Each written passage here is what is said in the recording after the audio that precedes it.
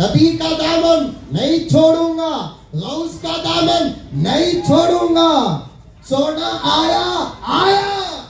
صاف صحیح بات. کون کہتا ہے تجھے کہ نبی کا دامن چھوڑ دے؟ کون کہتا ہے تجھے کہ غوث کا دامن چھوڑ دے؟ کون کہتا ہے تجھے نبی کی تعریف کرنا چھوڑ دے؟ لیکن تجھے معلوم نہیں پیارے, نبی کے دامن میں تہجد بھی تھی, نبی کے دامن میں نماز بھی تھی, نبی کے دامن میں داڑھی بھی تھی, نبی کے دامن میں حیا بھی تھی, نبی کے دامن میں شرم بھی تھی, نبی کے دامن میں ٹوپی بھی تھی, نبی کے دامن میں امامہ بھی تھا, نبی کے دامن میں عصا بھی تھا, نبی کے دامن میں تلوار بھی تھی, نبی کے دامن میں جھبا بھی تھا, نبی کے دامن میں پیجامہ بھی تھا, نبی کے دامن میں لنگی بھی تھی, نبی کے دامن میں ٹکنے سے اوپر پہننا تھا, نبی کے دامن میں سونا نہیں تھا, نبی کے دامن میں چاندی نہیں تھا, نبی کے دامن میں براسلیٹ نہیں تھا, نبی کے دامن میں کوڑے نہیں تھے,